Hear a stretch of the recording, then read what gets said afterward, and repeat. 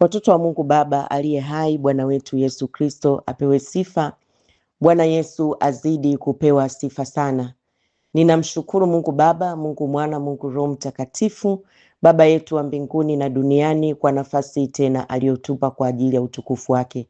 Tumekusanyika kwa jina kuu la Bwana wetu Yesu Kristo, na ibada tulionayo ni ibada ya kulisikia neno la Mungu lenye kutushindia, lenye kutuokoa, lenye kutupa uzima, neno la Mungu lo hai, lenye kutuonya, neno la Mungu lenye kutupa taa, maana neno la Mungu ni taa. Na neno hili ni Mungu mwenyewe, ni Yesu Kristo mwenyewe aliyemtuma kwetu. Ile Yohana 1, katika neno la Mungu, maandiko matakatifu, Biblia inatuambia kwamba, inatuthibitishia kwamba neno ni Mungu, na Mungu akafanyika mwili, akakaa kwetu, na akalithibitisha ili neno lake tukaliona. Bwana Yesu apewe sifa sana. Neno ni Yesu mwenyewe. Haleluya. Na tunauona utukufu wake. Kwa hiyo yoyote ambaye amechagua njia ya kulisikia neno la Mungu na kulitii, lazima auone utukufu wa Mungu kwenye maisha yake. Lazima. Bwana Yesu apewe sifa sana. Nasema nani Mama El wa Jesus is the way. Nina ujumbe mfupi kwa ajili yako. Na hili nalo ni neno la Mungu, uliweke moyoni mwako lipate kukuokoa. Na ujumbe ambao Roho Mtakatifu wa Mungu amewachilia katikati yetu unasema ya kwamba kabla ya wewe kufikiri, umelogwa, umechawiwa. Yaani wewe mtoto wa Yesu, wewe uliyempokea Bwana Yesu, kabla ya kuanza kufikiri tu umelogwa, umechawiwa. Embu jitafakari kuishi kwako katika mambo haya, wewe unayejiita Mkristo. Kwa sababu sasa hivi watu wamesahau nguvu ya msalaba, wamesahau nguvu na ushindi wa msalaba uliotupatia sisi tuliomwamini Kristo, sisi tunaoamini nguvu ya msalaba. Na mtu anawaza uchawi, anawaza kulogwa.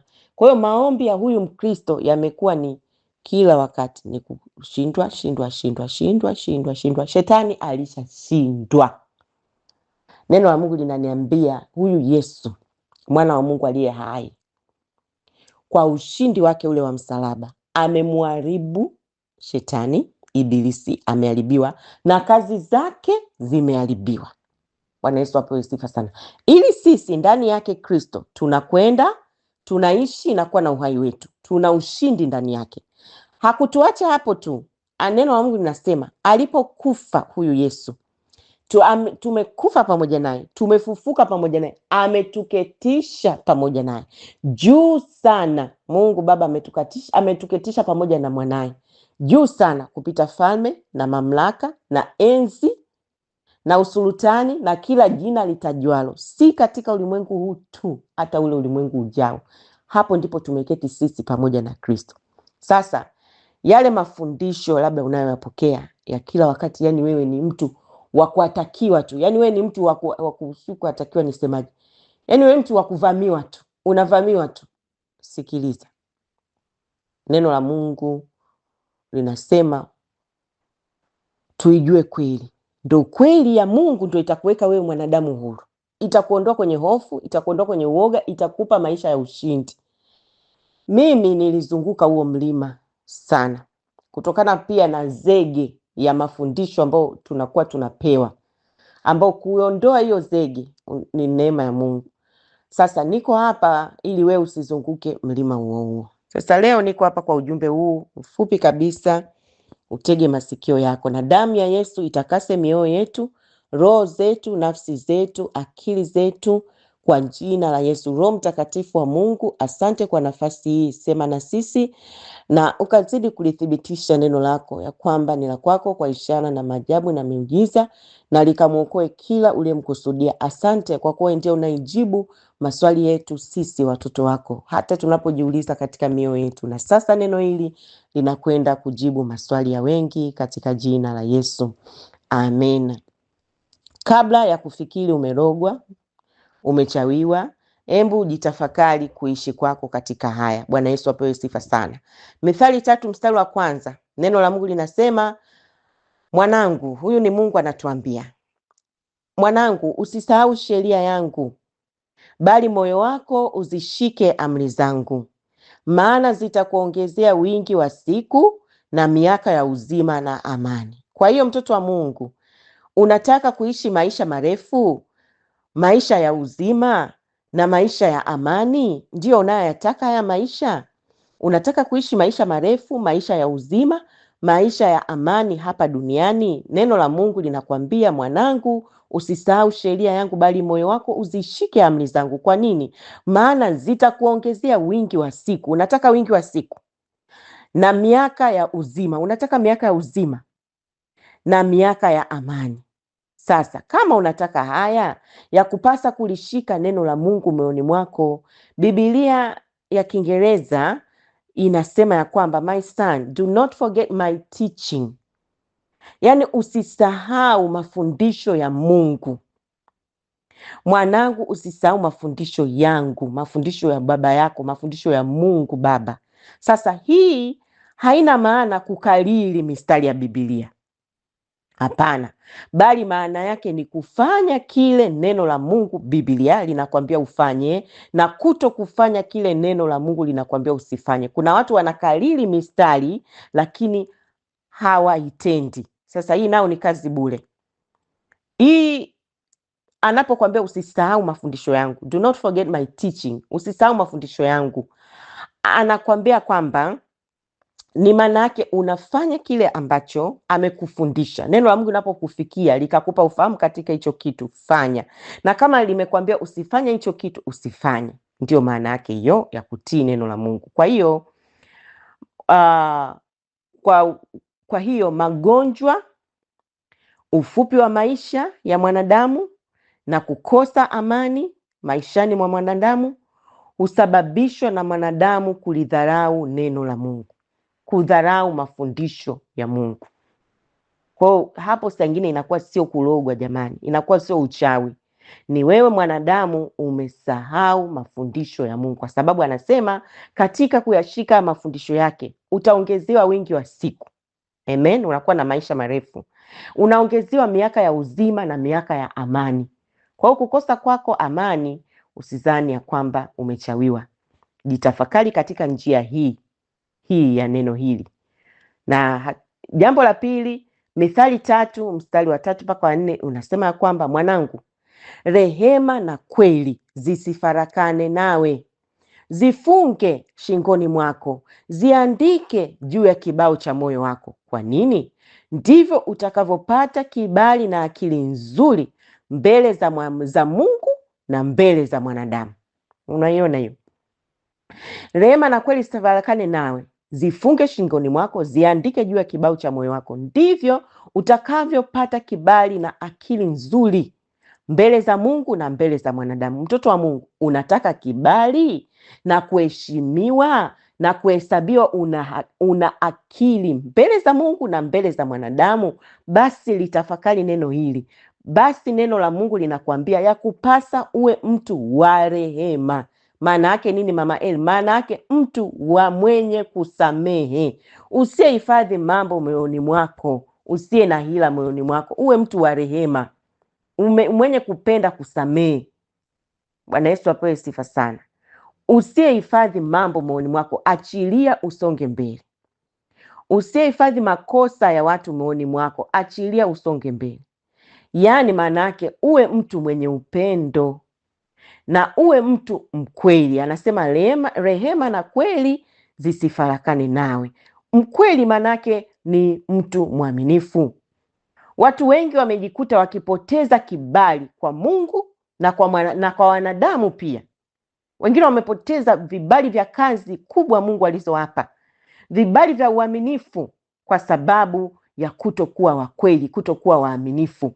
Na mwisho wa siku unadhani ya kwamba umelogwa, unadhani ya kwamba umefanywa uchawi, lakini umekosa kulitii hili neno, na mwisho wa siku umefungulia mlango ya kufikiria hayo. Sasa neno hili limekuja kuokoa.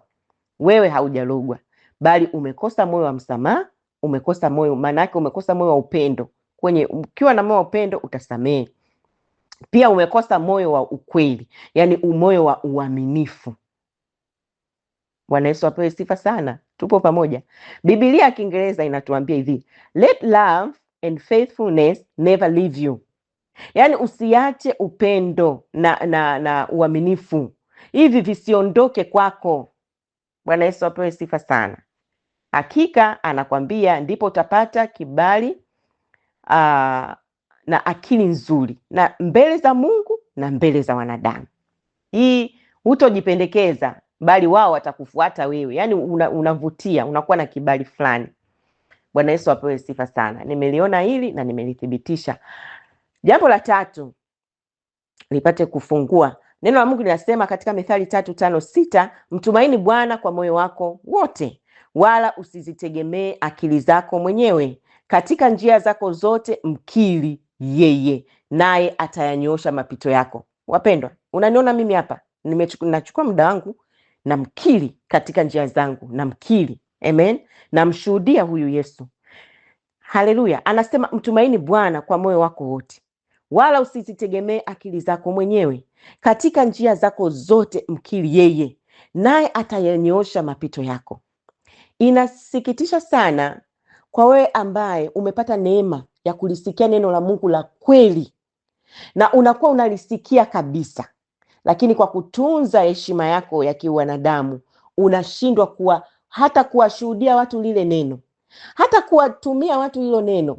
Yaani unaona kabisa hili neno Mungu alilipitisha kwenye kinywa cha mtumishi fulani, labda mama nichukue mfano, na wewe likakuvusha, likakutoa hatua nyingine, lakini huyu mtu kufanya tu uinjilisti, kuwatumia watu, hata ndugu zako, hata watoto wako wapate kupona, unashindwa. Kwa sababu kuna kiaibu fulani unatunza heshima kwa wanadamu. Sasa ukifanya hivyo, maangamizo yako hayako mbali, kwa sababu unamwonea Mungu aibu. Neno la Mungu linasema mtumaini Bwana kwa moyo wako wote, wala usizitegemee akili zako mwenyewe. Katika njia zako zote mkiri yeye, naye atanyoosha mapito yako. Sasa mwanadamu, unataka njia ya maisha yako inyooke? Basi mtumaini Mungu, muamini Mungu kwa moyo wako wote. Acha kuweka tumaini lako kwa wanadamu. Usiwe na mbadala. Acha kujitumainia, acha kuzitegemea akili zako, usizitegemee. Sasa hii haina maana uache akili pembeni. Ukristo wa kuacha akili pembeni nao pia ni upumbavu. Hii ina maana kwamba tumia akili Mungu alizokupa, lakini usizitegemee, bali umtegemee Mungu. Maana hata akili zenyewe huwa kuna wakati zinafika mwisho. Wewe yakupasa kumtegemea Mungu, na neno linasema katika njia zetu zote tumkiri, tumshuhudie huyu Mungu, Mungu Baba, Mungu Mwana, Mungu Roho Mtakatifu. Tumshuhudie Yesu Kristo mwanaye, tushuhudie injili ya kweli. Na Mungu Baba huyu tumshuhudie bila kuona aibu, ndipo Mungu Baba ataingilia kati na kuyanyoosha mapito yetu. Kwa hiyo ile kwamba njia zako zinaweza zikawa zinapinda hazinyoki, hujalogwa, umekosa hekima ya hili neno. Sasa ukiona njia zako hazinyoki, ni vizuri ukajitafakari katika neno la hili la Mungu. Bwana Yesu apewe sifa sana. Tunaenda pointi nyingine. Kwa wanaoandika sisi tuko pointi ya ngapi? Mithali 3:7 na 8. Neno la Mungu linasema usiwe mwenye hekima machoni pako. Mche Bwana ukajiepushe na uovu. Itakuwa afya mwilini pako na mafuta mifupani mwako. Mwanadamu, unataka uishi na mwili wako uliojaa uzima, magonjwa yasiwepo kwako? Basi neno la Mungu linasema usiwe mwenye hekima machoni pako, mche Bwana ukajiepushe na uovu. Jiepushe na uovu. Maana yake nini, Mama Eli? Ishi kwa kumpendeza Mungu. Neno linasema mche Mungu, itakuwa afya mwilini. Hebu wote tuseme mwilini. Alijasema moyoni hapa, linasema mwilini mwako. Afya mifupani mwako. Haleluya. Mifupa. Sasa hivi kuna watu wanatumbuka sana na mambo ya mifupa. Hebu soma neno hili la Mithali 3:7-8, anza kulitii. Bwana Yesu apewe sifa sana. Ukisikia neno la Mungu linaleta uzima, ndio hili neno la Mungu linaleta uzima. Ukisoma anakuambia mche Mungu, itakuwa afya mwilini mwako na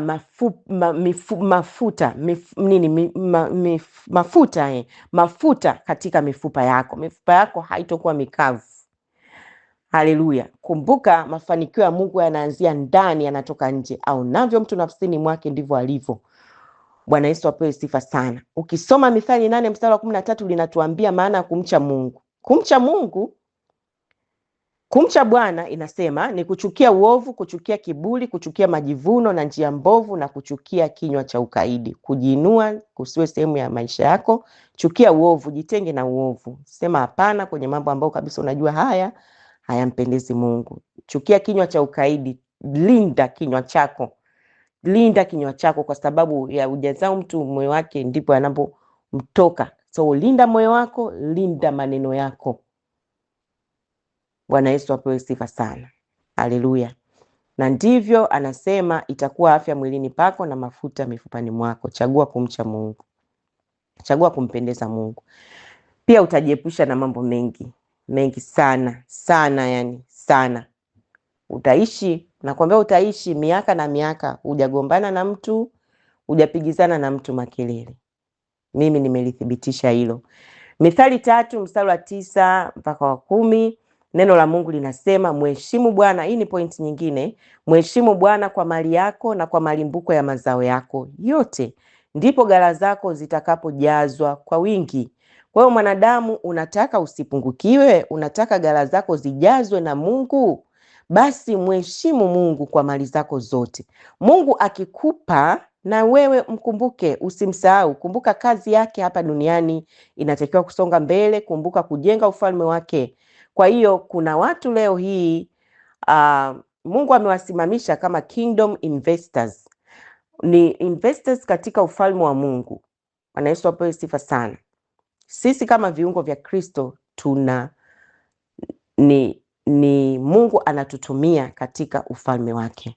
Bwana Yesu apewe sifa sana. Kwa hiyo mheshimu Mungu kwa mali zako zote, ndipo atajaza ghala zako. Kwa hiyo kuna watu leo hii kupungukiwa kwao hawajalogwa jamani. Wala sio uchawi, bali Mungu Baba alipowapa mali, alipokupa, hawakumkumbuka Mungu kabisa. Na mwingine anamkumbuka Mungu kwa dharau. Yaani manake nini? Anampa Mungu sehemu iliyomzidia. Hiki ndo kimenizidia, nimpe. Toa kwa mwongozo wa neno la Mungu. Bwana Yesu apewe sifa sana. Bwana Yesu asifiwe sana. Na Mungu anasema ukiwa mwaminifu kwa kidogo, hata akikupa kikubwa, atakuamini kwa kikubwa, na hicho kikubwa pia utakuwa mwaminifu. Sasa leo hii mtu kile kidogo anasema yani mimi nikipata sana ndio nitamtolea Mungu. Kama umeshindwa kuwa mwaminifu kwa kidogo, huwezi kuwa mwaminifu kwa kikubwa. Kwa hiyo niko hapa tu kuambia neno la Mithali 3:9-10, mheshimu Bwana kwa mali yako na kwa malimbuko ya mazao yako yote. Ile yote manake katika yote unayoyapata mheshimu Mungu, ndipo ghala zako zitajazwa kwa wingi. Kwa hiyo ile kupungukiwa hujalogwa. Kuna wakati sio uchawi jamani, ni sisi tumekosa kulitii neno la Mungu.